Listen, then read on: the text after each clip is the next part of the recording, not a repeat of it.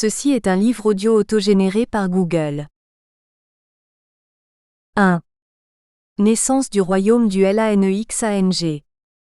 D'accès difficile, loin des grands itinéraires touristiques, au cœur de la péninsule indochinoise, se trouve un petit pays qui s'appelait le royaume du million d'éléphants et du parasol blanc, le Lanexang. Blotti entre la Chine au nord, le Vietnam à l'est, le Cambodge au sud, la Thaïlande et la Birmanie à l'ouest, le Laos est un des derniers sites à offrir aux voyageurs des paysages d'une grande beauté encore inexploités. Tous ceux qui ont eu le privilège de le connaître restent vivement attachés à cette contrée et à ses habitants. Fêtes et traditions. Entre le Mékong et la cordillère anamitique, le peuple Lao constitue une entité originale composée de plusieurs dizaines de groupes ethniques dont les plus anciens s'appellent les Kaash à accent circonflexe et les Moi, les aborigènes du Lanexang, qui furent les premiers à s'installer dans cette partie du sud-est asiatique, dans les provinces de Saravan et d'Atope jusqu'à la frontière khmer et les derniers à vivre à moitié nus, la lance au poing et l'arbalète sur l'épaule, des bracelets en argent torsadés autour des chevilles et des poignets. Plus au nord ce sont des Lus, les Yaos, Noon et Méo qui sont venus de Chine et de Birmanie à différentes époques. Originaire de la race Thaï, le Lao a su créer une civilisation dont la richesse peut être comparée à bien d'autres, et notamment une culture qui lui est unique, de par sa langue, son alphabet et ses propres chiffres, ses instruments de musique tels que le kèn, orgue à bouche composé de plusieurs tiges de bambou reliées, jusqu'à sa nourriture qu'il trouve facilement dans la nature qui l'entoure, que ce soit du gibier, du poisson, des fruits ou des légumes qui l'accompagnent d'un riz particulier appelé riz gluant, que Paul Claudel avait goûté en Inde, et avait très judicieusement traduit par riz glutineux 2. Malgré la diversité des provinces, leur particularisme, le cloisonnement géographique, des dizaines d'ethnies diverses, des dialectes locaux, le peuple Lao a toujours su vivre en harmonie. Les querelles de ses princes, qui ont jalonné son histoire et souvent provoqué l'intervention de puissances étrangères, n'ont en aucun cas entamé son intégrité. La sagesse du peuple Lao, son naturel pacifique, son goût de la mesure, lui ont permis de conserver l'instinct indestructible de son unité.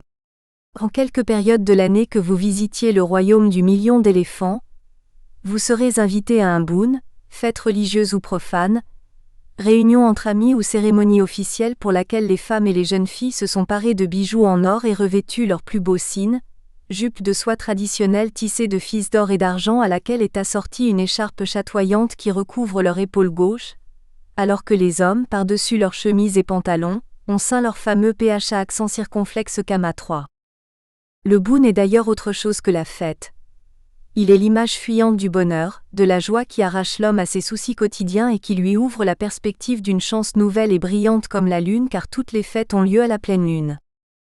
Ainsi, à la pleine lune du 3e mois du calendrier bouddhique qui correspond à peu près au mois de février, c'est le Mara-Busa qui commémore la prédication du Bouddha devant ses disciples.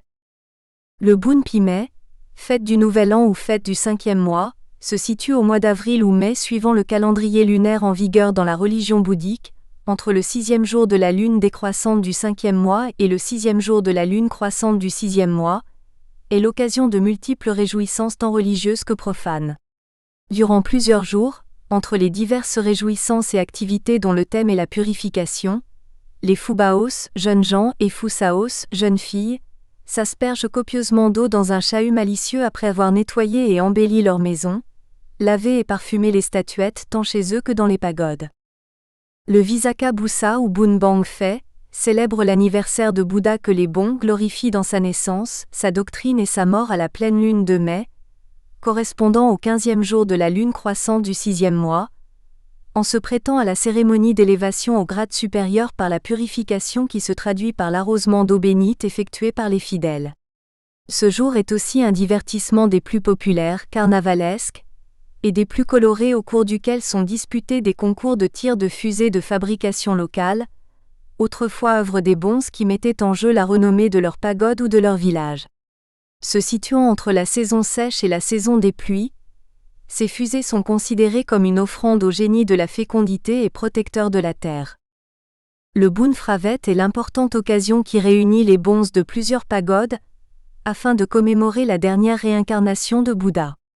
Il a lieu vers le mois de juin lorsque les travaux agricoles sont terminés, et au moment où les fleurs sont en plein épanouissement. De nombreuses offrandes ont lieu dans les pagodes qui ont été ornées de guirlandes de fanions aux 5 couleurs bouddhiques. Le bleu représentant la méditation, le jaune clair pour la pensée juste, le rouge pour l'énergie spirituelle, le blanc pour la foi sereine et l'orange pour l'intelligence, résultante formée par les 4 principes précédents et durant des heures au cours des apostrophes. Une veillée. Les fidèles écoutent religieusement la lecture des différents épisodes de la vie de Bouddha. 25 siècles après le premier sermon du Maître, des savants d'Orient et d'Occident se penchent encore sur ses paroles, sa doctrine Dhamma, enseignée dans sa communauté Sangha, afin d'en découvrir la quintessence et en exalter la beauté. En juillet, c'est le Kao Phansa, c'est-à-dire l'entrée en carême, période pendant laquelle les bons se doivent de rester dans leur pagode afin, dit-on, d'éviter d'écraser inconsciemment la multitude d'insectes qui apparaissent à la saison des pluies. Durant cette retraite forcée a lieu la fête des morts, Okaopadabdin, le 15e jour de la lune décroissante du 9e mois, suivi du Okaoslak qui rend grâce aux bons au 10e mois correspondant au mois d'août et septembre. L'abstinence de 3 mois qui se termine avec la fin de la mousson, en octobre, et est appelée Bunoke Phansa qui est marquée par des courses de pirogues et à la tombée de la nuit, par le lancement de petits radeaux illuminés de petites bougies. Enfin, durant toute une semaine de novembre, les fêtes du 12e mois, voire chapitre 13, les fêtes du Zat Luang et le Grand Serment ont lieu sous la haute présidence de Sa Majesté le Roi. Elles sont l'occasion de renouveler le serment de fidélité au roi et à la Constitution, ainsi que de fastueuses commémorations religieuses au Zat Luang, un stupa ou mausolée royal construit au XIIIe siècle et restauré en 1566 par le roi Setsatiras qui avait baptisé Lokashulamani. Aigrette du monde à cause des trésors fabuleux qu'il recèle, détruit en 1873 par les pirates et restauré de 1931 à 1935 par l'école française d'Extrême-Orient. Ce grand reliquaire recouvert de plaques d'or renfermerait un cheveu de Bouddha et reste un chef-d'œuvre de l'architecture Lao. Pour apporter plus d'animation à ces jours de festivités, le prince Suvarnabhuma créa une exposition internationale où l'art, la culture et l'artisanat Lao trouveraient une grande place au milieu des stands des autres pays représentés par leurs ambassades. C'était là une excellente occasion d'ouvrir le Laos au tourisme, au commerce extérieur et d'établir des liens de solides amitiés avec les États qui y étaient représentés. Ainsi l'année est jalonnée de cérémonies religieuses. Religion d'État, le bouddhisme dont le roi est le haut protecteur, imprègne fortement la vie du peuple laotien. C'est dans le bouddhisme que les Lao puisent les vertus de leur race, esprit de tolérance, sens de l'humilité, amour de la liberté, fidélité et sincérité dans ses amitiés. En dehors des fêtes religieuses et légales, bien d'autres circonstances de la vie familiale ou quotidienne donnent l'occasion de se réunir et d'organiser un rituel aussi simple qu'affectueux, aussi solennel que respectueux pour accueillir une naissance, pour célébrer un mariage, recevoir un voyageur ou lui souhaiter bonne route pour la guérison d'un malade. C'est le Sukwan 4 qui permet de manifester sa joie ou sa compassion et la générosité de son cœur. Dans l'ombre que troue la lueur des kabong, torches faites de bambou et de résine, alors que circule le lato ou la haï ou la lao 5 et que s'élève la douce mélodie souple et rythmée du Ken 6 qui accompagne toutes les festivités, la famille et les amis sont réunis autour du Phakwan, assemblage pyramidal formé à la base d'un ou de 2 grands plateaux sur lesquels sont posées des coupes d'argent ornées de cônes de fleurs fichées de cierges, de baguettes d'encens et de fils de coton. Tout autour, des œufs durs, des gâteaux, du riz gluant, de l'eau, de l'alcool et parfois de l'argent y ont été déposés. Tout est prêt et l'officiant, généralement un tit, shan ou maaset, est prêt pour appeler et recevoir le kwan, c'est-à-dire L', car il est dit que L' ou l'esprit se plaît à vagabonder parfois dans de mauvais lieux ce qui provoque maladie ou infortune. Il faut donc la rappeler et si possible la retenir à la maison en lui offrant les meilleurs mets. Le rituel admet que les 32 parties de notre corps possèdent chacune une âme.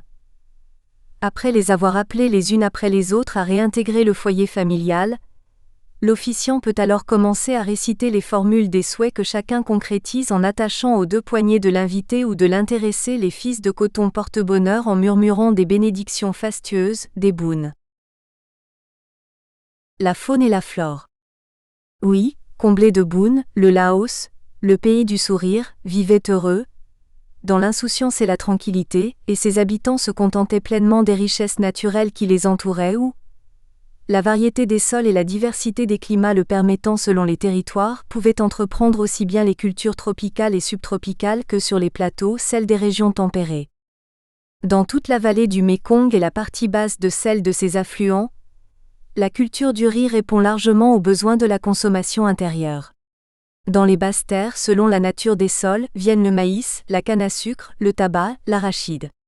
La culture en jardin donne des bananes, des mangues, des pommes cannelle, des ananas, sans compter les épices et les plantes aromatiques.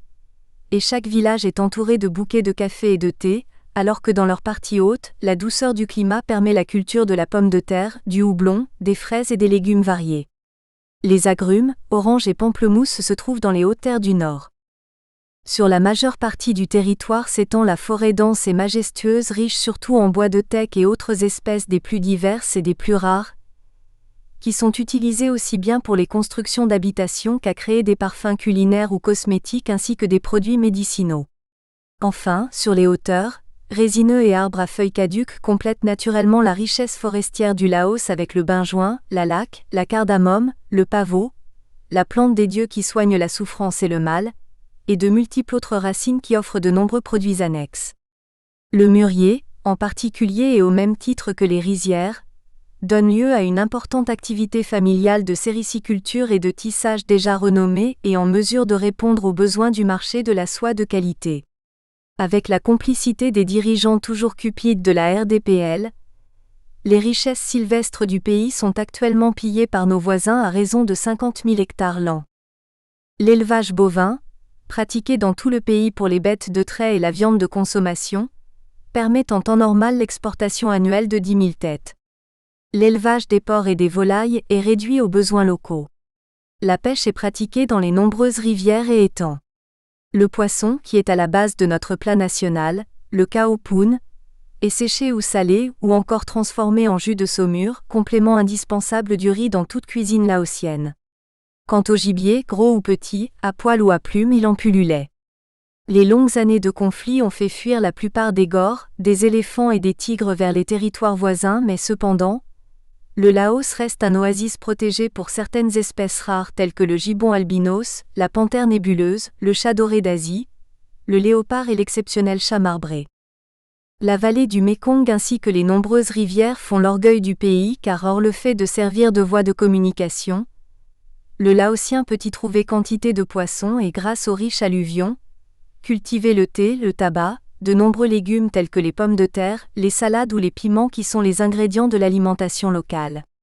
Avec l'ère moderne, ces cours d'eau permettent aussi de développer l'énergie hydraulique à l'échelle régionale, voire internationale car le Laos fournit tout le nord de la Thaïlande en énergie électrique. Composé principalement de collines mais aussi de montagnes dont le plus élevé est le Phu Bai à accent circonflexe qui culmine à 2818 mètres, situé à mi-chemin entre Vientiane et Chieng Quang. Les reliefs offrent aussi un sous-sol très varié mais peu exploité tels que les gisements de fer, de terre réfractaire, d'argile, de kaolin, de calcaire et de gypse que l'on trouve dans presque toutes les régions. Seule, l'extraction de l'étain et la vente à nos voisins thaïlandais d'une partie de l'énergie produite par le barrage hydroélectrique de la Nam Engom, inauguré en 1970, constituaient les activités industrielles. Dans les vallées, il existe des nappes d'eau salée d'une haute teneur et des couches de sel gemme. Des prospections ont montré l'existence de charbon dans le centre et le sud du pays, ainsi que du manganèse, du cuivre et du plomb. Enfin, des études géologiques ont détecté la présence de pétrole dans quelques zones proches de la vallée du Mékong. Toutes ces richesses pourront être mises en valeur dès que la stabilité politique et la sécurité seront rétablies sur l'ensemble du territoire. Hélas, depuis le changement de l'autorité politique survenu en 1975, on ne peut que constater le marasme économique du pays et le saccage d'un patrimoine qui place aujourd'hui le Laos parmi les États les plus pauvres du monde. Naissance d'un royaume. L'histoire du Laos se confond avec celle de la dynastie qui, à travers 1000 péripéties, s'est perpétuée jusqu'à nos jours malgré l'abdication forcée de Sa Majesté le Roi, le 29 novembre 1975. L'origine du Lengzang demeure mystérieuse et légendaire. Au début du XIe siècle, issu des principautés du Nanchao dans la province du Yunnan chassés des hautes plaines par les troupes mongoles, les peuples de race thaï, dont les Lao, se répartirent tout le long du Menam Chao Phraya et du Mékong en suivant 4 princes qui se disputaient le pouvoir. C'est au XIVe siècle que le jeune prince Phaengom avait trouvé refuge auprès de la cour d'Angkor. Entre 1340 et 1350, il prit le commandement d'une armée pour remonter le Mékong et reconquérir les terres de ses ancêtres du Haut-Laos. Il poursuivit sa campagne en annexant Chiang Mai et Vientiane jusqu'à occuper le plateau de Kora. Il réalise l'unité du Laos et devient le premier roi du Laingzang, introduisant la civilisation khmer jusqu'au Haut-Mékong en recevant la statue de Bouddha appelée le Phra Bang dont il baptisa sa capitale. Né en 1316, il régnera de 1353 à 1383 en définissant ses sujets par une phrase célèbre. Celui qui habite une maison sur pilotis, mange du riz gluant et joue du ken est un Lao. Devenu trop tyrannique, il est déposé par son fils Oenean et déporté à Myeongnan où il mourra en 1398. Son fils, surnommé Samsen Tai parce que son peuple comptait 300 000 inscrits mâles de race Thaï, poursuivit l'œuvre de Phaengom en imposant le respect à ses voisins grâce à des liens matrimoniaux et grâce aussi à son armée. Mais un siècle plus tard, une longue série de révolutions de palais va retarder le développement du royaume. Il faut attendre le XVIe siècle pour lui voir reprendre son extension et atteindre son apogée. Petit-fils d'une princesse de Chiang Mai, où Setsatiras fut couronné comme roi en 1548, avant d'accéder au trône de Myeongswa qui prend le nom de Luang Prabang après la mort de son père Photisarat. Le roi birman Bayin Nang profita de son absence pour s'emparer de Chiang Mai après avoir annexé les États Shan. En cédant le pays à un prince thaï qui accepta la tutelle birmane, Setsatiras quitta définitivement Luang Prabang pour Vientiane, ou Vientiane, la ville au rempart de Santal, de même racine que Chandernagor qui devint la nouvelle capitale du royaume en 1563.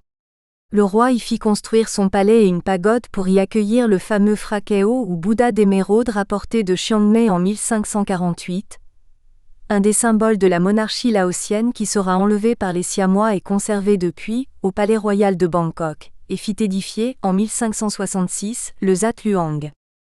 Après 4 tentatives 1559, 1563, 1569, 1574, les Birmans parviennent à s'emparer de Vientiane en 1575 et prennent en otage Nokeo, le fils de Setsatiras.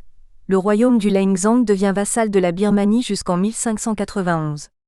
Après sa libération, Nokeo fut intronisé roi du Laingzang, dénonça la suzeraineté birmane, puis vainquit le royaume de Luang Prabang qui ne reconnaissait pas son autorité et renoua les liens de suzeraineté avec Myeongfuan, royaume de Xieng Kuang.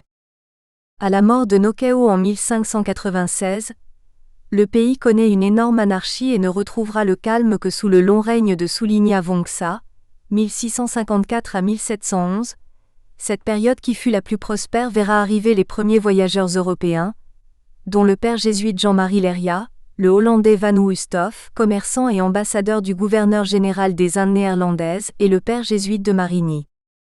Les querelles de succession provoqueront, au XVIIIe siècle, l'éclatement du Laingzang en 3 royaumes distincts. Le royaume de Luang Prabang qui recherche l'appui de la Chine et du Siam, le royaume de Vientiane qui est suzerain de Myeongfuan et vassal de l'Annam, le royaume de Champassa qui subira l'influence du Cambodge et du Siam. Le XIXe siècle ne sera pas une période faste. Le royaume subira des pressions de plus en plus fortes des Siamois et des Birmans.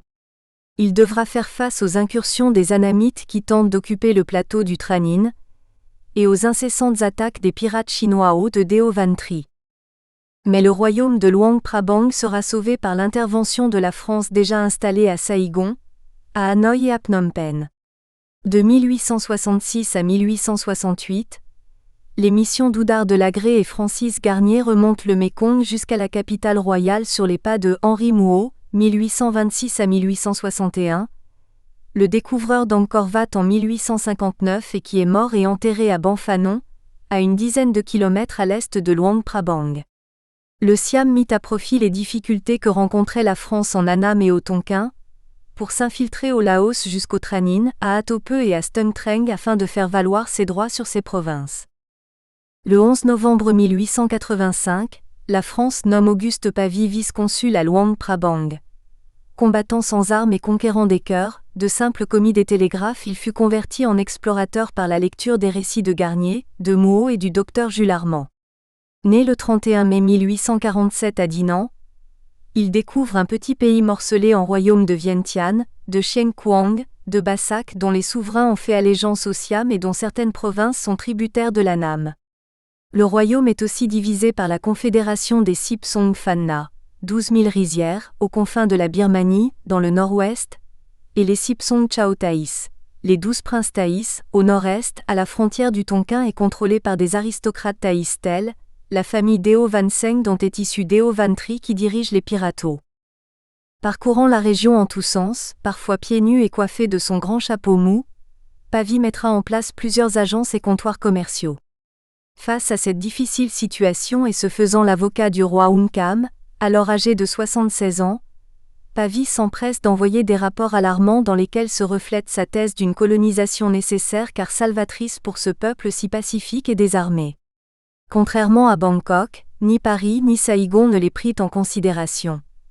En 1887, sous prétexte de venir en aide au vieux roi Unkam, les Siamois envoient une forte troupe qui dans leur avancée allèrent jusqu'à entrer à Lechao, la capitale de Deo Van Tri.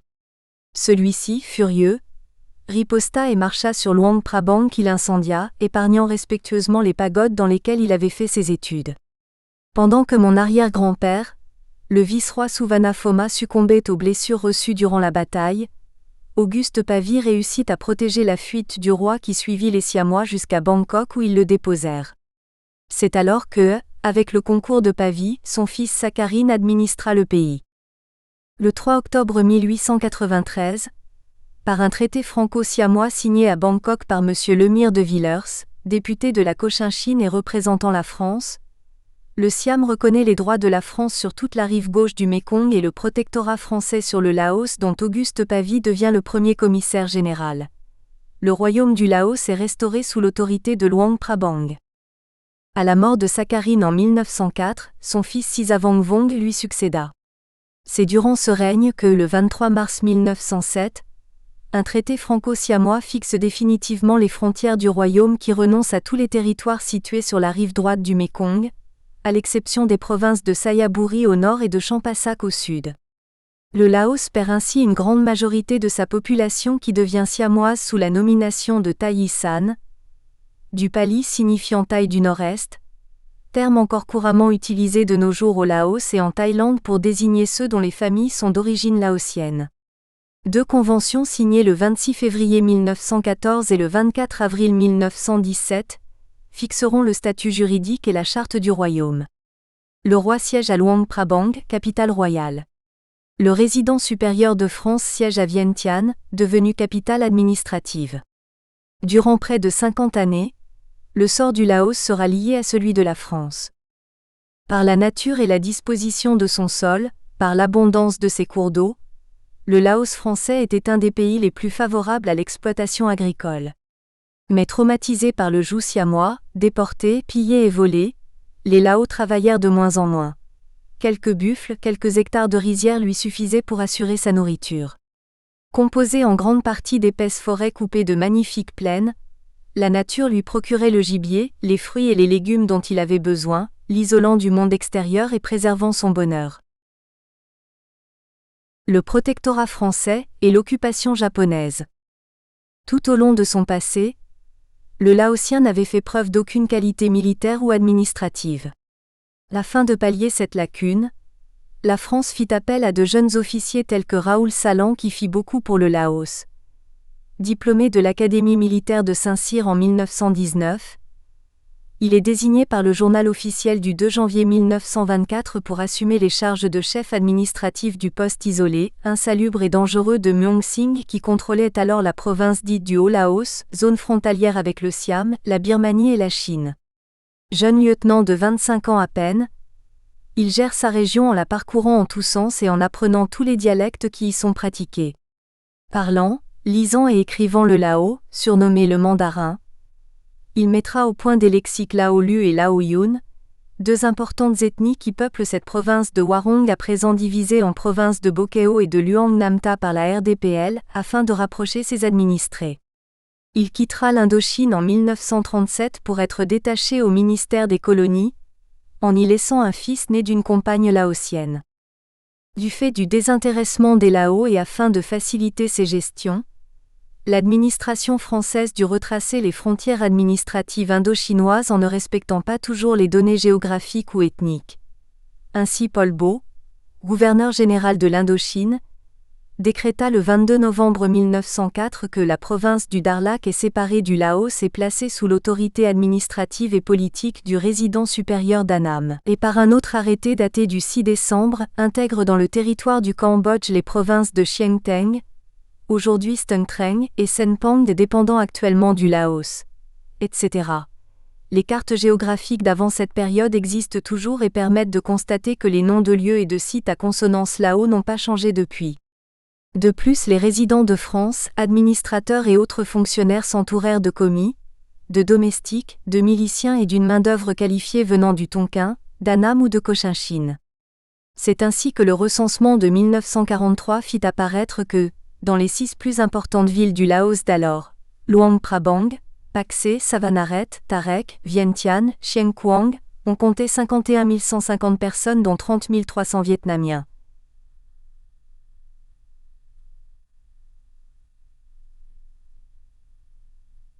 Rien qu'à Savanaret, on dénombrait plus de 4000 Vietnamiens pour 800 Lao. Les scribouillards tonkinois, annamites et cochinchinois traduisirent ainsi les pièces d'état civil lao en français à leur manière et suivant les intonations qu'ils saisissaient. Par cette immigration déguisée, les communistes vietnamiens purent s'infiltrer au Laos, contrôler politiquement le pays et déséquilibrer nos institutions jusqu'à s'en approprier en 1975. La Seconde Guerre mondiale va entrer dans une nouvelle phase par le bombardement sauvage de Pearl Harbor, le 7 décembre 1941, et replonge le petit royaume dans une période difficile. En 1941, le Siam, allié au Japon par le traité de Tokyo, après quelques accrochages avec l'armée française, annexe les territoires laotiens situés à l'ouest du Mékong. Quand éclate le coup de force du 9 mars 1945 par lequel les Japonais se rendent maîtres du pays Lao, le prince Phetssarat, pour qui avait été rétabli en 1941 le titre de vice-roi, fonde à Vientiane le mouvement d'indépendance nationale des Lao libres, Lao Isara, contre le colonialisme français alors que des autres pro-français et se sentant abandonnés comme Bong Suvanavong, Phao Panya, Ouen Sananikone et son cousin Udwan, Mahasila Viravong ou Tiao Sukboavong, créent le comité du Laos aux Laotiens. Kana Lao Pe accent aigu N Lao afin de se rapprocher des Thaïs Lao du Siam qui prendra le nom de Seri Thaï San avant d'adopter l'appellation de Lao Isara.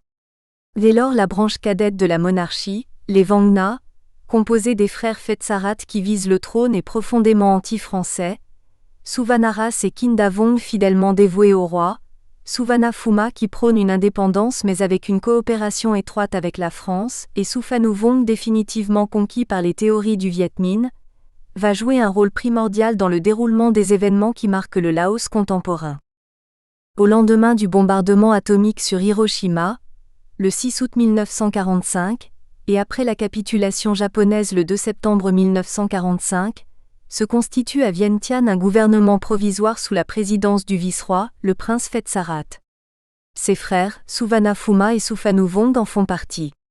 Ce dernier qui était escorté depuis Hanoï par une milice vietnamienne de Ho Chi Minh, se voit confier le commandement des forces armées du Lao Isara ainsi que les affaires étrangères. Le 12 octobre 1945, ce gouvernement proclame unilatéralement la souveraineté nationale du Laos, date que le néo-Lao à Kiksaté adoptera définitivement pour en faire sa fête nationale jusqu'à ce jour. Le 10 novembre suivant, après une campagne menée contre les Français et le roi, campagne approuvée et soutenue par les Viet et les officiers chinois dits venus désarmer l'occupant japonais, Tiao Bunyavat, fils d'un des demi-frères du vice-roi Bun Kong, donc cousin de Phetssarat et représentant le gouvernement de celui-ci pour le Nord Laos, reçut l'ordre de prendre d'assaut le palais de Luang Prabang. Accompagné de Tiao Sizumang Sizaleomzak, à la tête d'une centaine d'hommes armés, il entre dans le palais sans grande résistance et destitue le roi Sisavang Vong réfugié dans les cuisines pendant que le prince Savang subit le même sort en son domicile. Dans les annales de l'histoire du royaume, c'est la première fois qu'un Laotien ose porter la main sur son souverain. Dans le sud du pays, le prince Bounoum se montre hostile à la proclamation faite par Phetsarat et s'appuyant sur les Français, cristallise les oppositions.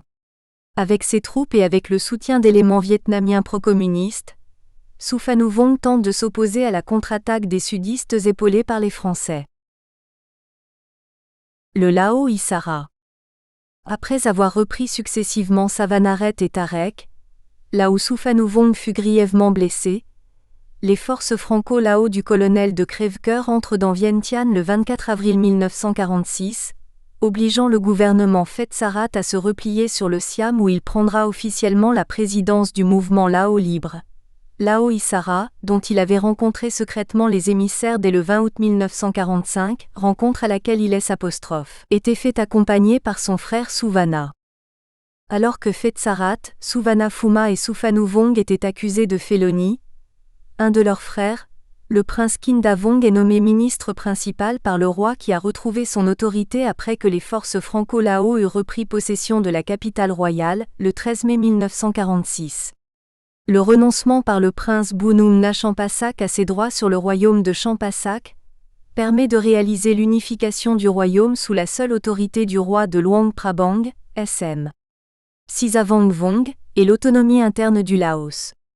La réunion d'une assemblée constituante votera les textes d'une constitution démocratique que le roi promulgue le 11 mai 1947, date qui deviendra celle de la fête nationale Lao jusqu'en 1976.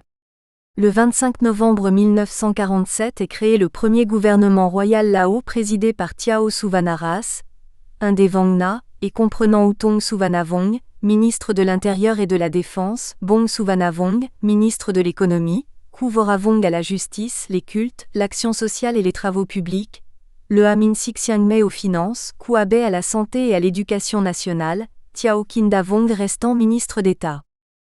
Souvent peu préoccupés des soucis politiques, économiques ou sociaux du pays, voici que subitement les Lao engagent une lutte fratricide qui va durer plus d'un demi-siècle. Les parents d'une même famille s'entre-déchirent, rivalisent dans des affrontements souvent dérisoires, les uns restant pour défendre les institutions en place, les autres prenant le maquis au nom de l'indépendance. C'est ainsi que dans pratiquement tous les foyers, qu'ils soient princes, notables, hauts fonctionnaires, militaires, intellectuels ou simples paysans du nord, du centre ou du sud, suivant sa conscience et sa conviction, chacun suivra sa voie, à l'exemple des Vangna. À Vientiane, au sein de l'influente famille Sananikone, Phui et Ngone resteront favorables à l'attitude des sudistes pro-français, alors que leurs frères Ouen et Feng préféreront se rallier au Lao Isara, à L'. Extrême sud, Kouabe restera fidèle à la France auprès du prince Bounoum alors que son frère cadet, Nawi, le premier agrégé de français du Laos, fera partie du gouvernement du prince Phetsarat. À l'extérieur, grâce au total soutien du représentant de Ho Chi Minh à Bangkok, Nguyen Duc qui, par Souphanouvong, alimente les caisses du Lao Isara jusqu'à parfois lui octroyer une somme d'1 million de piastres, le mouvement survivra après la mise à l'écart de Souphanouvong qui faisait preuve de trop d'initiative personnelle et d'aliénation au Viet Minh. Il est primordial de souligner ici que Souphanouvong, chargé des affaires étrangères, avait auparavant contacté sans succès le gouvernement siamois et le représentant américain à Bangkok. Du fait de leur refus, il insista auprès de Ho Chi Minh pour obtenir une aide financière alors que ce dernier en avait lui-même un grand besoin. Le 19 juillet 1949, Tiao Souvanaras, par une convention générale franco-lao, consacre l'indépendance du Laos dans le cadre de l'Union française. Ce qui aura pour effet la dissolution du mouvement Lao Isara, le 24 octobre suivant. À l'exception du prince Phetsarat et de Souphanouvong, tous les membres du Lao Isara, comme le prince Souvana Phouma ainsi que les frères de la résistance tels que Kamao Vilay, Katedon Sassorit, Nawi Abe, le docteur Tiao Sizumang Sisaleomzak, Tiao Sonsanis, Tiao Jevade Visussifong, Keo Vifakone, Ouen Sananikone, Soukan Vilaisan, Chansamon Voravong, Tiao Seng Souvan Souvanaras, bénéficiant d'une amnistie royale, rentre à Vientiane. Dès février 1950, Phui Sananikone est nommé Premier ministre et le prince Souvana Phouma se voit confier le ministère des Travaux publics. En décembre 1951, Celui-ci forme son premier gouvernement dans lequel il offre le ministère des Affaires étrangères à son ami de Paksé, Kate Dessassory. Le prince Fetsarat à qui le roi avait retiré son titre de vice-roi, déçu par l'évolution des événements, restera boudé à Bangkok où il prit pour troisième épouse une Thaïlandaise, Mo Mapinforn, tante du général d'armée Chauvalid Yongchayuis, chef du gouvernement royal de Thaïlande du 25 novembre 1996 au 6 novembre 1997. Le 17 avril 1959, après avoir recouvré son titre de vice-roi, il retournera en son palais à Luang Prabang pour y mourir le mercredi 14 octobre 1959, dans sa 70e année. Le Front uni indo-chinois. Quant à Souphanouvong qui s'était rapidement séparé de ses aînés pour rejoindre Ho Chi Minh à Thuyen Quang au Nord-Vietnam, il va confirmer sa dissidence en rejoignant le maquis dans les provinces du Nord. En août 1950, il met sur pied le mouvement Néo-Lao Isara et forme, avec l'appui des Nord-Vietnamiens, un gouvernement de libération qui deviendra rapidement un pion entre les mains du bloc communiste international. Souphanouvong et le Viet Minh ne feront qu'un. Du 19 au 22 novembre 1950, au Nord-Vietnam, s'est tenu le Congrès de la paix nationale, réunissant les délégations du Front du Laos Souphanouvong, du Comité de libération du Cambodge, Sieueng, et du représentant du Viet Minh, Ton Duc Tang, le futur président de la République démocratique du Vietnam en 1969, qui décidèrent d'un front uni indo-chinois. Dès le début de 1951, 4 bataillons Viet entrent au Laos et en avril, Souphanouvong et des observateurs cambodgiens assistent à la création du Dang Lao Dong Vietnam, Parti des travailleurs vietnamiens, qui en fait est la nouvelle appellation du Parti communiste indo-chinois qui fut entériné par les représentants des fronts unis du Vietnam, du Cambodge et du Laos le 1er mars 1951. Le prince Souphanouvong, Premier ministre, va s'acharner à réduire l'influence viet sur son demi-frère et tenter de ramener à la raison cette dissidence afin de reconstituer l'unité du royaume en essayant de réintégrer le place dans la communauté nationale. Dans cette tâche, il se heurtera à la tendance nationaliste de droite qui se refuse à envisager toute intégration conformément à la politique américaine, mais trouvera le soutien de la France en la personne du général Jean Delattre de Tassigny, haut-commissaire et commandant en chef en Indochine qu'il rencontre à Vientiane en décembre 1951. Les revers rencontrés par l'armée de l'Union française au Vietnam vont encourager Giap à ouvrir un second front. Le 9 avril 1953, il lance sa division 312 sur les provinces du Nord-Laos, ce qui permet aux places d'installer son gouvernement à Samnewa que les forces franco-laotiennes durent abandonner. Pourchassées par les Lao-Viet, elles battront en retraite jusqu'à la capitale royale de Luang Prabang. Le 30 avril, la ville est encerclée par la division 316 du Viet Minh. Devant une résistance acharnée, stimulée par l'attitude du roi Sisavangvong qui avait refusé de quitter sa capitale, les attaquants préfèrent alors poursuivre leur conquête vers le centre du pays, renforcés par la division 304 qui mit à sac la ville de Chieng Quang, puis vers le sud où ils occupèrent, le 24 décembre, la ville stratégique de Tarek avant de se replier à l'arrivée des renforts français. Le 12 octobre 1953, sans doute pour calmer la soif hégémonique des communistes indo-chinois, la France et le gouvernement royal entérinent le traité d'indépendance du Laos. Il est regrettable que, le 8 avril 1953, le gouvernement français ait décidé de nommer le général Henri Navarre, qui ignorait tout de la mentalité et des coutumes de cette partie du monde, commandant en chef du corps expéditionnaire en remplacement du général Raoul Salan qui connaissait personnellement Ho Chi Minh, Pham Van Dong et Giap depuis 1946. Le problème indo-chinois aurait pu se résoudre autrement, par une autodétermination prônée par Salan par exemple.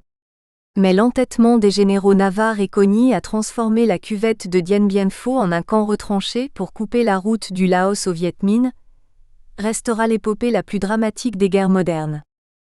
Le 7 mai 1954, c'est la chute de Dien Bien Phu qui concrétise la défaite française, précipitée par une campagne menée par le Parti communiste français auprès de l'opinion publique de la métropole.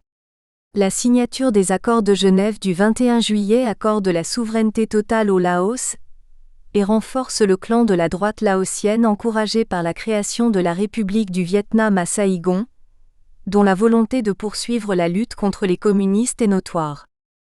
Alors que le NLHX refuse tout contrôle de présence étrangère dans sa zone conformément aux accords, le gouvernement royal, sous la supervision de la CICS, retire 666 conseillers américains et 403 techniciens philippins.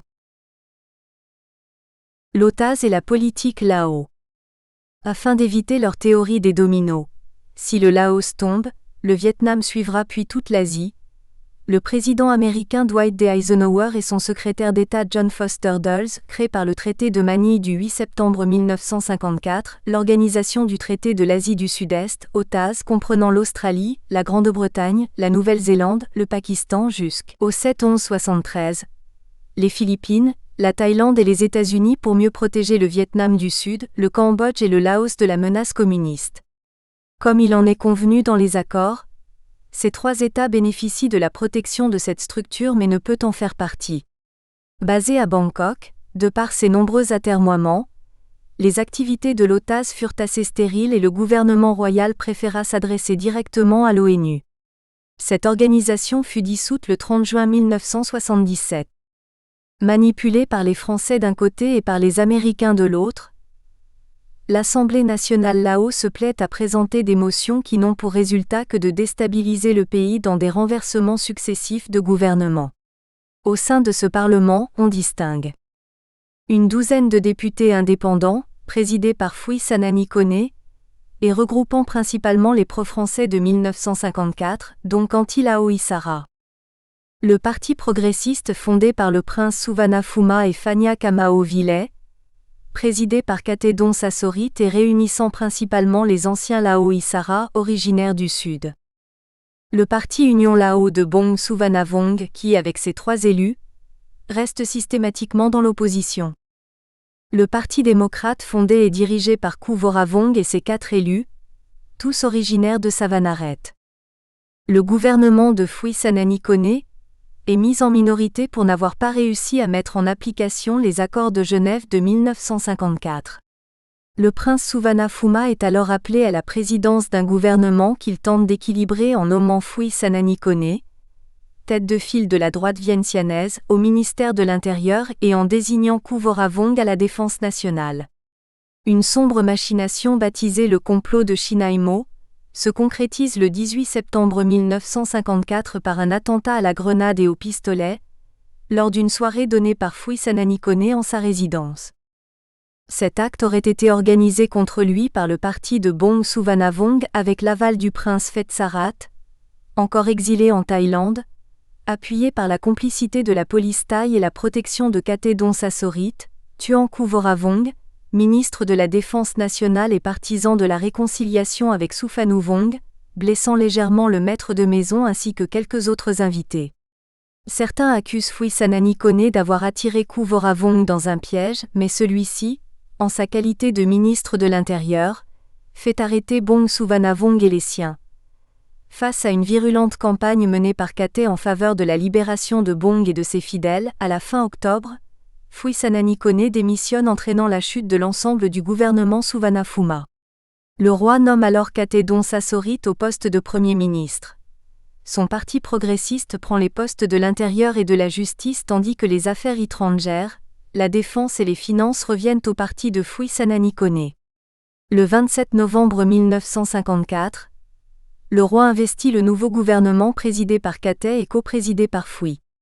Ni un jury d'honneur ni le conseil du roi agissant en qualité de haute cour de justice ne se sentant la compétence de juger un ancien ministre ou un élu du peuple, le premier ministre Katay prend la décision de libérer Bong Suvarnabhong et les siens, le 3 mars 1955, et de les placer simplement en liberté conditionnelle. La conséquence de cette page rocambolesque creusera définitivement un fossé entre les familles du Sud et celles de la capitale, et se répercutera sur toute la communauté nationale. Mais beau PE accent aigu Nyang, chacun restera de marbre et tous, d'un seul élan, participeront à la conférence historique de Bandung 12, Indonésie, du 18 au 25 avril 1955. La délégation royale est composée de Katedon Sasorit, Premier ministre, Phui Sananikoné, vice-premier ministre et ministre des Affaires étrangères, le Min Sixiangmai, ministre des Finances et Nit Singharat, alors ambassadeur du Laos, que certains témoins comparent à une bande d'étudiants sans âge précis, attentifs et sympathiques, et décrivent comme étant des bibelots toujours gracieux et frêles, avec l'unique mission de personnifier la gentillesse naturelle. Arthur Comte Bandung, tournant de l'histoire, Robert Laffont 1965. Poursuivant sa tâche, le gouvernement royal reprend ses contacts avec le prince Souphanouvong.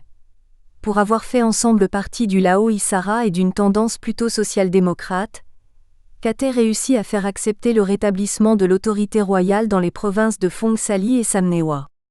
Malgré tout, après plusieurs rencontres et plusieurs ruptures, l'échec sera total lors de leur rencontre de juillet 1955 à Rangoon. Les désaccords concernent principalement la réintégration du personnel civil et militaire. Durant les pourparlers, le place poursuit ses attaques contre les positions royales, alors que le 12 août 1955, le gouvernement de Katay Don Sasorit resserre les liens entre Vientiane et Washington par l'annonce officielle d'élever leur mission diplomatique au rang d'ambassade. Malheureusement, le premier ambassadeur américain au Laos, Charles W. Yost, et ses collaborateurs ignorent tout de la situation du pays, et les rapports qu'ils font parvenir à Washington sont des plus erronés concernant la véritable crise que connaît le royaume. Le 14 décembre 1955, le Laos est admis à l'Organisation des Nations Unies et le 25 décembre, les élections ont lieu comme prévu dans les 10 provinces tenues par le gouvernement royal. Le parti progressiste dirigé par Souvanna Phouma et Katay Don Sasorit arrive en tête. Le Néo-Lao Aksa est le premier gouvernement d'union nationale. C'est alors qu'a lieu le premier congrès de la gauche laotienne, le 6 janvier 1956 à Samnewa, qui remplace l'appellation de la composante politique Néo-Lao Isara par Néo-Lao Aksa, NLHX, Front Patriotique Lao, et élit un comité central composé de 47 membres présidé par Souphanouvong et ayant Kaizon Phongvian comme secrétaire général. Leur première tâche est d'aller partout afin de créer des fédérations de la paysannerie, des femmes, des jeunes gens, des jeunes filles. Alors que des escarmouches se poursuivent entre les phares et les places dans les provinces de Samnewa et Phong Sali qui auraient dû être sous le contrôle du gouvernement royal comme le stipulent les accords de Genève de 1962, le prince Souphanouvong cherche à renouer avec Vientiane. Ceci va contribuer à la formation d'un nouveau gouvernement Souvanna Phouma en remplacement de Katay, le 21 mars. C'est à ce moment que, après 11 années d'exil, le prince Phetsharat qui a retrouvé son titre de vice-roi, rentre au pays le 17 avril et va s'établir à Luang Prabang pour une retraite qui le mènera jusqu'à sa mort, le 14 octobre 1959. Dès le mois d'août suivant, après de nombreux échanges épistolaires et en dépit d'une forte opposition de l'ambassade américaine, les pourparlers reprennent entre le NLHX et le gouvernement royal. Afin qu'une réconciliation puisse vraiment se faire, le prince Souvanna se rendra à Paris, à Washington, à Pékin et à Hanoï afin d'obtenir le soutien de ces différents gouvernements. Le 28 décembre 1956, une déclaration commune sera publiée, signée par les deux frères. Elle porte sur la formation d'un gouvernement d'union nationale, la remise des provinces de Phong Sali et de Samnewa aux autorités royales et l'entrée du Néo-Lao Aksa au sein du gouvernement royal. En 1957 jusqu'au mois de juillet 1958, le Laos va enfin connaître une période particulièrement positive et calme comme l'espérait tant le peuple, bien que Graham J. Parsons, le nouvel ambassadeur américain, émette quelques réticences à la création d'un gouvernement de coalition avec le NLHX. Le 18 avril 1957, Administration royale prend possession des provinces de Phong Sali et de Samnewa, qui seront officiellement remises au prince héritier Savangvatthana le 18 novembre, date à laquelle sera investi le premier gouvernement d'union nationale présidé par le prince Souvanna Phouma, ayant le prince Souphanouvong comme ministre au plan et Phumi Vongvichi au ministère des Cultes et des Beaux-Arts. À partir du 19 janvier 1958, les forces armées royales administrent les provinces de Samnewa et de Phong Sali. Conformément au calendrier, des élections législatives complémentaires ont lieu le 4 mai afin de permettre aux représentants du NLHX de participer concrètement à la marche du pays. Le NLHX gagne 9 sièges et le parti Santifab, qui est son allié, en gagne 4. Au nombre des élus de la gauche citons Souphanouvong, Phoumi Vongvichi, Noak Phumsavan, Sisana Sisan, Phun Sipaous, Khampe Boufa, citons Komadan.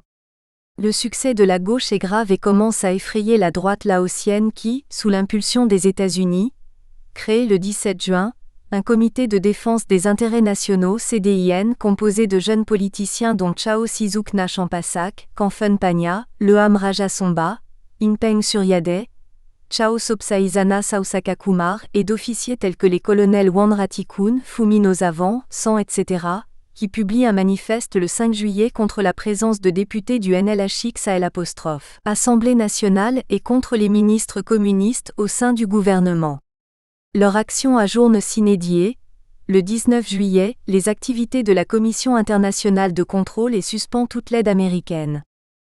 Face au durcissement du CDIN depuis le retour de Sizuk Champasak de New York où il était le délégué adjoint du Laos auprès de l'ONU, et qui aurait reçu l'aval du prince héritier Savang, subissant l'ingérence des Américains dans la composition de son prochain gouvernement qui s'oppose à voir des ministres du NLHX au sein d'un gouvernement de coalition, pressé par son frère Souphanouvong, impuissant des apostrophes. Apaiser les querelles et divergences qui se creusent entre les anciens élus et les jeunes loups qui rappellent le colonel Phoumi Nozavan alors à l'école de guerre de Paris. Là de ces luttes intestines, déçu par les uns et par les autres, le prince Souphanouvong démissionne le 27 juillet 1958 et demande sa nomination comme ambassadeur du Laos à Paris, poste alors vacant. Tout en restant à l'écoute des événements là-haut, le prince mettra à profit sa retraite forcée pour tisser un important cercle d'amis qu'il recevra au sein des réceptions qu'il organise en grande partie à ses propres frais. Dans la spacieuse ambassade parisienne située avenue Raymond Poincaré, les cocktails sont extrêmement appréciés par tout le corps diplomatique de la capitale car c'est là où se croisent les personnalités les plus en vue, de Madame Vincent Auriol au nonce apostolique, le cardinal Angelo Roncalli qui en octobre de cette année 1958 deviendra le pape Jean XXIII, de Gaston Monerville, président du Sénat, ou Albert Sarraut, président de l'Assemblée de l'Union française, à Maurice Papon, le préfet de police de Paris et René Bousquet, directeur de la Banque de l'Indochine qui deviendra son homme de confiance. Le 18 août, Phania Phui Sanani Kone, alors président de l'Assemblée nationale, forme un nouveau gouvernement comprenant plusieurs membres du CDIN et écarte tous les ministres les NLHX qui étaient restés à Vientiane. Ce déséquilibre ne tarde pas à ranimer le conflit armé. Après avoir accusé le Laos d'effectuer des incursions militaires sur son territoire, le Viet Minh entre au centre Laos pour s'emparer de Chepwan et occuper notre frontière est. Plus tard nous saurons que ce plan avait été longuement préparé par Hanoï pour permettre l'élargissement de la piste Ho Chi Minh, afin d'accéder plus facilement aux villes du Sud-Vietnam.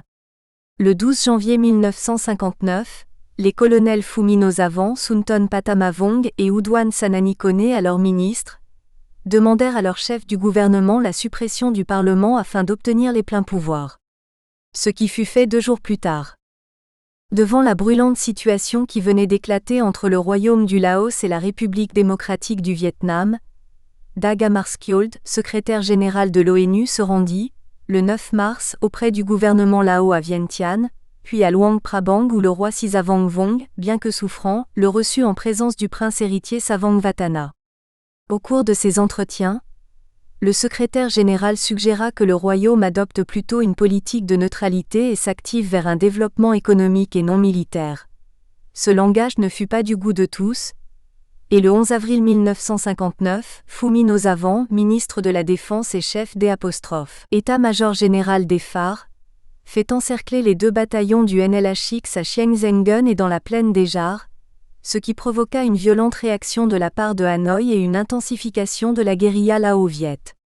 Puis, le 15 avril, les 8 anciens ministres du NLHX ainsi que le prince Souphanouvong sont mis en résidence surveillée à Vientiane. Le 2 juillet, une grande offensive lao-viet est déclenchée dans le nord Laos. Pour avoir refusé d'intervenir afin d'enrayer cette invasion, et ayant accusé le gouvernement royal de provocateur, Souphanouvong et tous les membres du NLHX à Vientiane sont arrêtés et emprisonnés au camp militaire de Phuong Cheng, le 28 juillet, sous l'inculpation d'atteinte à la sécurité de l'État, et ce, malgré un télégramme de mise en garde du prince Suvarnabhuma envoyé de son ambassade parisienne. La menace se faisant plus pressante, l'état d'urgence est proclamé le 4 août en même temps qu'une note de protestation est présentée auprès du secrétaire général de l'ONU contre la recrudescence des raids Viet Minh et des attaques verbales de Radio Hanoï. Cette inquiétude gagne même le palais royal où l'état de santé du roi Sisavongvong s'aggrave de jour en jour. Afin de pallier le vide qui serait néfaste à la continuité de la politique actuelle du pays et conformément à la Constitution, le Conseil du roi et l'Assemblée nationale réunis en congrès nomme le prince héritier Savongvatthana, régent du royaume, à dater du 20 août 1959. Répondant à la demande du gouvernement royal, l'ONU envoie au Laos une sous-commission d'enquête composée des représentants du Japon, de la Tunisie, de l'Italie et de l'Argentine qui ne restera à peine qu'un mois au Laos, après avoir rencontré quelques responsables à Vientiane, à Luang Prabang et à Samnewa. Une fois de plus, cette assemblée hautement respectable ne peut que constater qu'elle est incapable de ramener à la raison les antagonistes, incapable d'arbitrer ces conflits et assiste, impuissante, aux violations des accords dont elle a été l'instigatrice. Le décès du roi Sisavongvong, le 29 octobre 1959, donne l'occasion à des démonstrations d'unité du peuple lao. Durant la longue période de deuil, c'est dans la tristesse et le recueillement que tous les représentants politiques, militaires, administratifs, géographiques ou ethniques viendront s'incliner devant le magnifique catafalque doré dans lequel le corps de l'éminent défunt repose après plus de 50 années de règne au cours duquel il avait réussi à fusionner le pays dans l'indépendance et la paix. Les funérailles officielles n'auront lieu qu'à la fin du mois d'avril 1961. La vénération de la part des Lao de toute tendance est telle que, à l'occasion des funérailles du souverain et afin de rendre un dernier hommage à ce grand roi, les trois parties en conflit décidèrent d'un commun accord un cessez-le-feu du 28 avril au 3 mai 1961. Turbulences politiques sur le Laos. Ce grand deuil n'empêche pas une vive activité dans le milieu politique. Chaque parti, chaque groupe se prépare déjà aux élections législatives prévues pour le dimanche 24 avril 1960. Au sein du gouvernement, une certaine tension naît entre les jeunes progressistes et les anciens plus conservateurs, obligeant Phui Sananikoné, de Vientiane, à remanier son gouvernement sans la participation des membres du CDIN. Malencontreusement, Kate Dessasorit, du Sud, qui aurait pu réconcilier les militaires avec Phui Sananikoné, meurt d'une embolie le 29 décembre 1959 entraînant la démission du gouvernement. Sous le prétexte d'une menace armée communiste sur la capitale, l'armée prend le pouvoir qui se traduit par le coup d'État du 30 décembre fomenté par Phumi Nozavan, récemment nommé au grade de général de brigade, soutenu par le prince Boonumna Champasak, du Sud, par le maréchal Sarit Tanara, chef du gouvernement totalitaire de Bangkok avec qui il est apparenté, et par les Américains dont il est l'instrument docile et rémunéré. Aussi ambitieux que sournois et retors, ce diplômé de l'École supérieure de guerre de Paris en 1958 rêve depuis longtemps de devenir l'homme fort du Laos. Pour la première fois, depuis la Constitution de 1949, le roi intervient dans la vie politique pour ordonner que les militaires soient exclus de tous les gouvernements.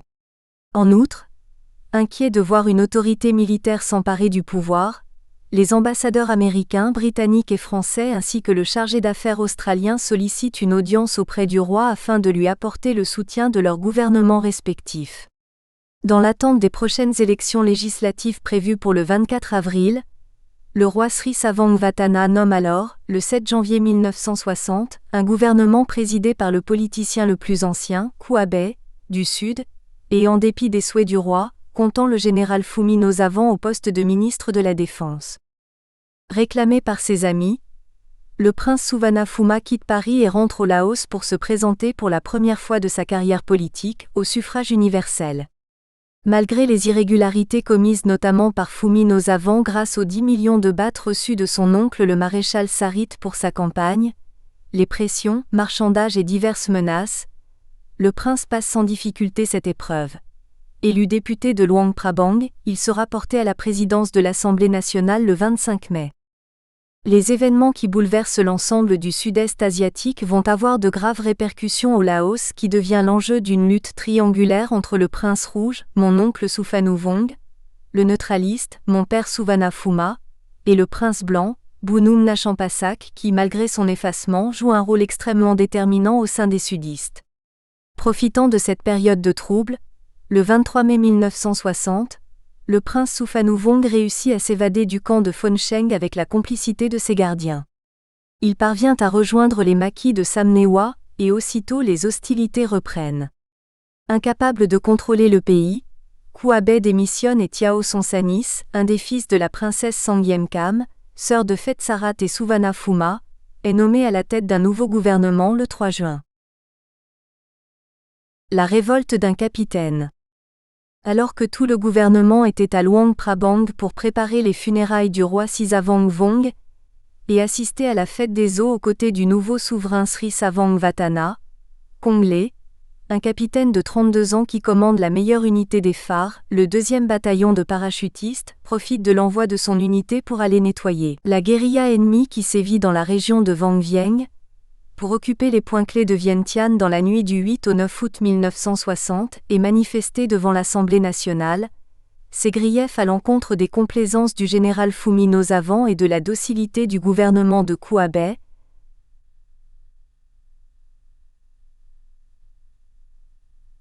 récemment remplacé par le gouvernement de Tiao Sonsanis, le 3 juin envers les États-Unis, et réclamer la solde due à ses hommes depuis plusieurs mois.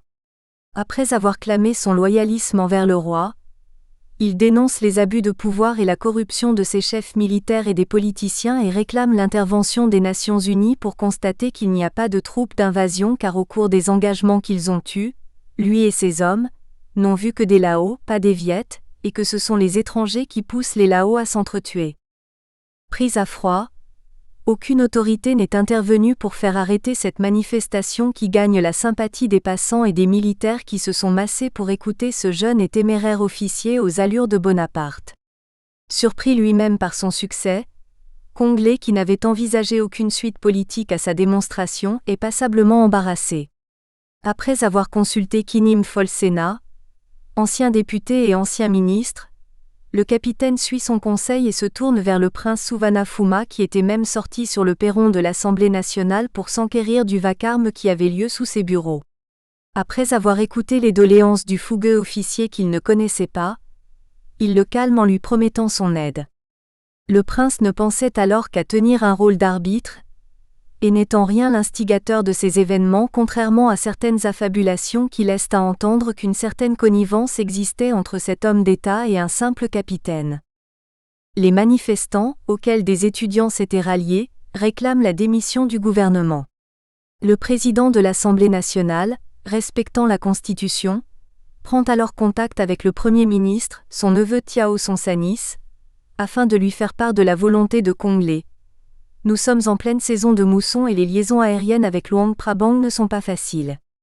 Après 3 jours de palabres, et après que les 41 députés aient voté sous la pression des émeutiers, une motion de censure contre son gouvernement, Tiao Sonsanis accepte de démissionner le 13 août.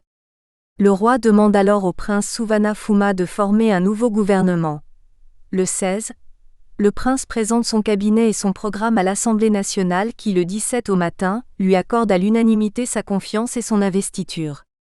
Un courrier spécial est alors dépêché à Luang Prabang, afin de soumettre la décision du Parlement et la liste des nouveaux membres du gouvernement à Sa Majesté, afin d'être entériné par une ordonnance royale. Dans le même temps, le capitaine Konglé, considérant l'existence de fait de la nouvelle autorité et estimant que son entreprise prenait fin, remet les pouvoirs au prince et regagne sa caserne avec ses troupes. Mais le courrier spécial ne peut parvenir jusqu'au roi à cause de circonstances obscures et de l'état de siège décrété par les militaires fidèles au général Phoumi Nosavant, soutenu par les Américains et le chef du gouvernement thaïlandais, le maréchal Sarit Tanara qui n'est autre que l'oncle de Phoumi. Afin de calmer cette difficile situation, le prince Souvanna accepte de remanier son gouvernement en y introduisant des personnalités du Sud. Le 31 août, le nouveau gouvernement se compose de Prince Souvanna-Phouma, Premier ministre, ministre de la Défense nationale, des Affaires étrangères et du Développement communautaire. Général Phoumi Nosavant, vice-premier ministre, ministre de l'Intérieur, de la Culture et du Bien-être social. Naoui Abe, ministre de l'Éducation nationale, des Beaux-Arts et des Sports et Jeunesse. Impeng Suryade, ministre de Finances. Leha Min-sik Xiangmei, ministre de l'Économie. Kamsuk Keola, ministre de la Santé. Toubi Lifung, ministre de la Justice. Kinim Folsena, ministre de la Propagande et de l'Information. Uvoravong, ministre de la Communication. Tao Kamsing, ministre des Travaux publics et du Plan. Chao Bunom Nachampasak, secrétaire d'État à l'Instruction et à la Culture. Général Wan Ratikun, secrétaire d'État à la Défense nationale. Kamking Suvanlazi, secrétaire d'État aux Affaires étrangères. Tiao Sizumang Sizaleomzak, secrétaire d'État au développement communautaire. Mais le général Fumi, qui avait quitté la capitale royale pour regagner directement son fief de Savanaret, a réuni et a constitué, le 10 septembre, un comité révolutionnaire et un gouvernement présidé par le prince Bounoum. Le général Fumi en est le vice-président et le ministre de la Défense nationale. Bien que plusieurs tentatives de réconciliation furent engagées par mon père dont le gouvernement est reconnu par les États-Unis, la France et la Grande-Bretagne, le général Fumi intensifie sa contre-attaque. Profitant de la fin de la mousson, il renforce ses troupes venant de Paksan et reprend Pakading, à l'embouchure des rivières San et Kading en aval de Vientiane qui depuis le 28 septembre, en accord avec le roi, était devenue une ligne frontière entre les belligérants. Par la Thaïlande, toujours grâce à la complicité de son oncle, le maréchal Sarit Tanara, qui déclare que Vientiane est tombée entre les mains des Lao communistes et du Viet Minh, ses commandos harcèlent sans cesse la capitale avec l'appui de l'artillerie thaïlandaise et une partie de l'aviation légère de la Royal Lao Air Force qui saccage une grande partie de la ville. Alors qu'il ne cesse d'engager des pourparlers avec le NLHX, annonçant même une rencontre à Vientiane pour le 11 octobre et que les relations diplomatiques avec l'URSS sont renouées, le prince Suvarnabhuma apprend la suspension de l'aide financière américaine le 7 octobre, et ce, tant que les pourparlers avec le NLHX se poursuivront. Après le refus de Conglé de signer une alliance avec le général Fumi, Graham J. Parsons, ancien ambassadeur américain au Laos, 1956 à 1958, et secrétaire d'État adjoint chargé de l'Extrême-Orient de passage à Vientiane, suggère même que le gouvernement aille s'installer à Luang Prabang par mesure de sécurité. En fait, les déclarations du maréchal Sarit ont fait leur effet, et Suvarna comme Conglé sont accusés d'être de connivence avec les forces communistes. Vientiane déchiquetée. Le colonel Kuprasit Abe, commandant de la région militaire de Vientiane qui avait jusqu'alors apporté son soutien au prince afin de le protéger contre les gauchistes, est sommé par le général Fumi de se soumettre aux autorités de Savanaret qui sont sur le point de lancer l'assaut final contre Vientiane. Voyant qu'il n'y a aucune autre issue, et pour mettre fin aux menaces qui pèsent sur les personnalités de la droite dont certaines, comme Tiao Sonsanis accompagné de 8 députés, sont venus demander asile au quartier général de Chinaimo le 7 décembre, Kuprasit décide alors de faire sortir ses troupes afin d'éviter le pire. Après avoir fait nouer un ruban blanc au bras de ses soldats et de leur donner l'ordre de tirer d'abord des coups de semonce en l'air, il entre dans Vientiane le 8 et dans L'. Après-midi, 2 compagnies de parachutistes de Fumi sont larguées en bordure nord de la capitale. Grâce à sa réaction et à son sang-froid, le colonel Kuprasit a évité que la situation ne s'aggrave encore plus. Les bombardements venus de la rive thaïlandaise ont déjà causé de lourdes pertes parmi la population et une partie de la ville est détruite. À cause de la faiblesse d'un souverain, de l'exaspération d'un capitaine et de l'orgueil d'un jeune général, Vientiane, la ville aux remparts de Santal, n'est plus que ruine et détresse et les pertes humaines se chiffreront à près de 600 tués de part et d'autre, dont quelques dizaines d'innocentes victimes civiles. Le 9 décembre à 17h, après avoir ordonné à Conglé et à ses troupes de se retirer vers la plaine des Jars, le prince Suvarnabhuma s'embarque à bord d'un stratoliné d'Air Laos avec quelques ministres dont Tiao Sizumang Sizaleomzak, Kamsuk Keola, Impeng Suryade, Sukan Vilesarn pour demander asile auprès du prince Norodom Sihanouk à Phnom Penh. En agissant ainsi, le prince n'a fait qu'abréger les combats et éviter que Fumi Nosavant ne se venge davantage. Investi par le roi, au mois d'août, à présider le gouvernement et assumant pleinement ses devoirs, il n'a pas démissionné de son poste et compte bien les assumer jusqu'au bout. Or voici que, ayant reçu une motion de censure contre le gouvernement Souvanna-Phouma votée par 38 députés réunis à Savanaret, par ordonnance du 12 décembre, le roi démet le prince de ses fonctions de Premier ministre et nomme le 14 un gouvernement sous la conduite de Bounoum. Après le départ du prince Souvanna, Conglé et ses hommes décident de résister, mais les forces de Phoumi, aidées par l'artillerie thaï, traversent le Mékong depuis Tadewa. Après 3 jours de lutte acharnée, le 16 décembre, Conglé, qui n'avait pas les moyens de tenir ses positions, décroche et se replie avec ses troupes à laquelle s'étaient joints plus de 1000 civils et étudiants, vers la plaine des Jars où il trouve refuge auprès des hommes du Patélao. Pour subvenir aux besoins de ses troupes et tenir tête à la collusion armée Lao-Thaï, le prince Souvanna-Phouma fit appel à l'aide de l'Union soviétique. Au dire de G.M. Pouchkine, le vice-ministre aux Affaires étrangères de l'URSS, qui se confia un jour à Avrel Harriman XIII, alors sous-secrétaire d'État chargé de l'Extrême-Orient dans l'administration du président J.F. Kennedy, ce fut sans doute le pont aérien le plus important jamais entrepris par Moscou. De décembre 1960 à janvier 1961, près de 200 vols de ravitaillement furent effectués par l'armée de l'Air soviétique depuis leur base logistique, au Nord-Vietnam, au quartier général des Phan, à Canghaï, dans les ruines de ce qui fut un magnifique camp militaire français construit par la Légion étrangère et les troupes coloniales vers 1940, en bordure de la plaine des Jars que dominent quelques vertes collines dénudées. 2. SOUVANNAPHOUMA, face au destin. En juillet 1960, je terminais mes études à l'École nationale de l'aviation civile qui se trouvait alors dans des bâtiments préfabriqués de l'aéroport d'Orly, noyés dans le tintamarre de la construction des nouvelles aérogares que nous avions pris l'habitude de visiter à l'heure du déjeuner. Puis, après avoir obtenu mes 2 premiers degrés de pilotage à l'aéroclub de Toussul-Noble, j'optai d'entrer dans l'armée de l'air française après une préparation au sein du peloton des élèves officiers de réserve, en vue de rejoindre par la suite l'armée de l'air Lao. Durant ma formation qui me mena de la base école de Marrakech, au Maroc, à celle de Cognac, je tentais de comprendre ce qui s'était réellement passé au Laos et de deviner les pensées du prince Souvanna-Phouma, mon père que j'avais quitté depuis tant d'années. Qui était en fait le vrai putschiste, Conglé ou Bounoum, qui a rejeté la nomination par le roi du nouveau chef du gouvernement, créant lui-même son propre gouvernement à Savanaret. D'un bout à l'autre du royaume, le pays est à feu et à sang au moyen de l'armement ultramoderne mis à la disposition des 2 factions extrêmes, par les puissances communistes pour l'une et par les pays du monde libre pour l'autre. Attisés par l'idéologie de la gauche et par l'orgueil de la droite, les Laos sont entraînés dans le conflit indo-chinois, éclaboussés par le vacarme des armes américaines et subissant le mépris des communistes nord-vietnamiens qui vont jusqu'à construire entièrement une route du nord au sud sur leur sol national, la piste Ho Chi Minh. Mais pourtant cela n'inquiète guère l'opinion mondiale. D'ailleurs il en fut ainsi, que ce soit durant l'occupation japonaise, la guerre d'Indochine ou au cours de toute cette douloureuse lutte fratricide. Ce qui se passait au Laos ne soulevait aucun intérêt et on ne parlait pas ou si peu de cette guerre oubliée. Ce fut une longue période de précarité et de souffrance que connut le candide peuple Lao que rien ne prédestinait à vivre une telle tragédie.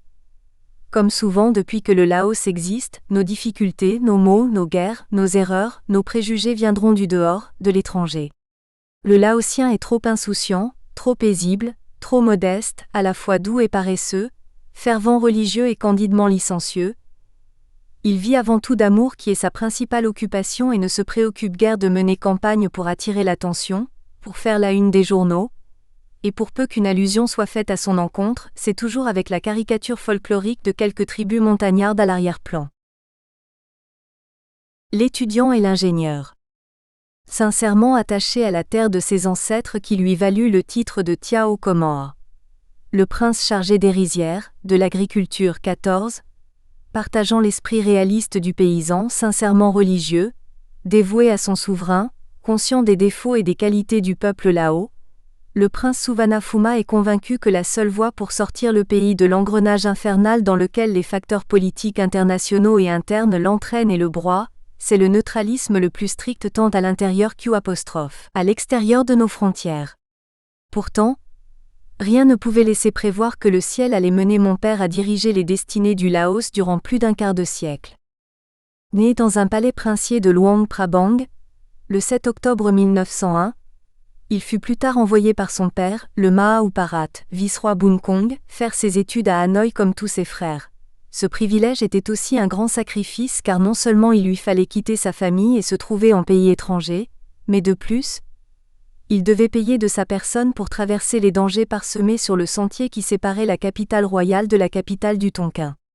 Ce long itinéraire fait de chemins et de cours d'eau qu'il fallait parcourir durant des jours à pied, à dos d'éléphant, à cheval ou en pirogue pendant près d'un mois pour joindre un point à l'autre, les obligeait à traverser une jungle hostile habitée de reptiles et de grands félins, une nature grandiose et extraordinaire par la variété de sa végétation qu'arrosent les soudaines averses de la mousson.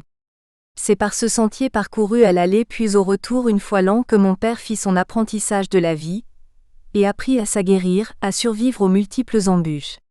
C'est peut-être cette vision qui le poussa à aller en France, après avoir passé son baccalauréat au lycée Albert Sarraut de Hanoï. Reçu à l'École nationale des travaux publics de Paris, il compléta ses études par un diplôme d'ingénieur électricien de l'École supérieure de Grenoble. Partout où il alla, il se fit des amis et explora de son mieux les richesses, les coutumes et les traditions françaises jusqu'à s'en faire une deuxième identité. En 1930, de retour au pays, il reçut les affectueuses félicitations de son aîné, Phet Sarat, le chef de la famille Vangna et qui sera élevé à la dignité de vice-roi en 1941. Rejoignant l'équipe des ingénieurs français avec laquelle il esquissa les plans d'un nouveau Laos, il fréquenta les cercles de Luang Prabang et de Vientiane où aimait se réunir la communauté européenne et l'élite laotienne pour y bavarder, dîner, danser ou bridger. C'est ainsi qu'un soir il fit la connaissance d'une magnifique jeune fille prénommée Aline qui y accompagnait sa sœur aînée. De mère laotienne et de père français, elle était institutrice, enseignant la langue française à l'élite Lao, et ne connaissait le pays de son père qu'au travers de ses lectures. Née à Chieng Kuang, dans le nord Laos, elle n'avait guère le loisir de développer son érudition et ce sera ce jeune ingénieur qui lui contera la France qu'il aime, la France qu'elle ne connaît pas. Très vite, l'ivresse de ce cocktail eurasien se transforma en une tendre féerie. Tiao Souvana, comme on l'appelait alors, avait certes eu l'occasion de croiser de belles et élégantes jeunes filles durant ses études à l'étranger, mais ni la coutume Lao ni la sévérité de son frère aîné en matière protocolaire n'auraient permis des relations durables avec l'une d'elles. Habité par l'esprit mathématique, il n'ignorait pas qu'il existait souvent une exception à la règle et osa s'ouvrir à ses frères qui, dans un premier temps, firent opposition. Déjouant les interdits grâce à la complicité de ses nombreux amis, cousins et neveux pour lesquels l'idylle entre Souvana et Aline Claire Allard n'était plus un secret, le droit au mariage lui fut enfin accordé. Par son titre d'ingénieur des travaux publics, le prince assuma les fonctions de chef du service des bâtiments civils de la circonscription des travaux publics du Laos et de 1936 à 1942 à Vientiane, dirigea les travaux de restauration de la pagode Ofra Keo construite par le roi Setsatiras vers 1565 afin d'abriter le Bouddha des apostrophes. Émeraude rapportée de Chiang Mai, cette pagode fut détruite à 2 reprises par les Siamois, en 1778 et 1826. L'exil à Bangkok. Ce temps de bonheur fut interrompu par l'occupation nippone durant laquelle ma mère devait vivre cachée en permanence afin d'échapper au contrôle de la Khampetai, la police militaire japonaise équivalente à la Gestapo allemande. Puis ce fut la page historique du Lao Isara qui les obligea à fuir à travers les rizières avec 4 jeunes enfants, à s'exiler au Siam où ils trouvèrent refuge, dans un premier temps, à Nong Khae avec la famille Souphanouvong. Je venais d'avoir 8 ans. Avec mes sœurs et mes cousins, nous passions notre temps à battre le beurre ou à éplucher des légumes, assis bien sagement par terre en rond. Nos récréations se limitaient à nous disputer dans la poussière et la chaleur des boîtes de conserve vides, dans lesquelles nous nous amusions à donner des coups de pied, ou bien fabriquions des véhicules imaginaires avec de vieilles bobines de fil fichées au bout de baguettes de bambou, si ce n'étaient des scènes d'escarmouches que nous calquions sur les récits de nos aînés revenus du front. Un soir, alors qu'il lisait sur son lit, la flamme de sa bougie de chevet brûla la moustiquaire de l'oncle Souphanouvong et faillit embraser toute notre habitation faite de lambris. Parfois, Je participais à la répartition des grenades et des balles qui devaient être distribuées à nos combattants. Je les comptais si minutieusement que mes aînés me donnèrent le sobriquet de le petit Lao Isara.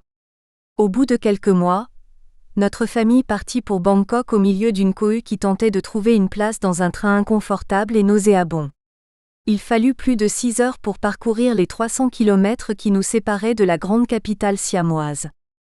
Pendant que Mo Malin, entouré des autres femmes Lao exilées, mettait au point avec un certain Jim Thompson le programme de création d'un centre de tissage de soieries, le prince avait trouvé un poste dans la compagnie siamoise de tramway tout en collaborant de près avec son frère aîné, le prince Phetsarath. Peut-être aurait-il voulu ressembler à Gandhi, l'apôtre de la non-violence, qui fut l'âme du mouvement d'indépendance nationale en Inde, mais son caractère et toute sa personnalité le rapprochent plus du pandit Jawaharlal Nehru qu'il connaît bien. Auprès de l'homme d'État indien qui orne toujours sa tunique d'une rose rouge, il trouvera un soutien moral constant qui lui fut des plus précieux avant de retrouver la même sympathie de la part de sa fille, Indira Gandhi, quand celle-ci accédera au fauteuil de Premier ministre. Quand la charge de gouverner le Laos lui incombe, travailleur acharné, il ne consacre que 4 à 5 heures au sommeil et sur son bureau une thermos de café chaud trône en permanence. Malgré tout, il parvient à se réserver quelques moments de loisirs qu'il consacre au bridge avec ses amis de l'ambassade de France et des États-Unis, au poker avec quelques-uns de ses ministres ou généraux, réservant ses fins de semaine aux réunions de famille. Le neutraliste. Depuis son premier poste ministériel dans le gouvernement royal, présidé par Phouy Sanani Koné en 1951, jusqu'à en être le Premier ministre à plusieurs reprises jusqu'en juillet 1958, ce n'est qu'en avril 1960 que le prince Souvanna Phouma répondra à l'appel pressant du parti pour le rassemblement du peuple Lao, en quittant l'ambassade de Paris pour se présenter pour la première fois au suffrage populaire à la tête de ce parti, est avec le titre de député de Luang Prabang, qu'il sera unanimement élu, le 25 mai, président de l'Assemblée nationale. C'est pour sa sagesse, sa clairvoyance, son intelligence, sa prestance et sa droiture que les leaders nationalistes comme de l'étranger le pousseront à devenir le guide dont le pays avait tant besoin. En 1960, il a 59 ans. Bien découplé, grand pour notre race, il mesure 1,72 m, la chevelure fournie. Nous espérons que vous avez apprécié cet aperçu. Pour continuer à écouter ce livre audio sur Google Play Livres, utilisez le lien dans la description de la vidéo.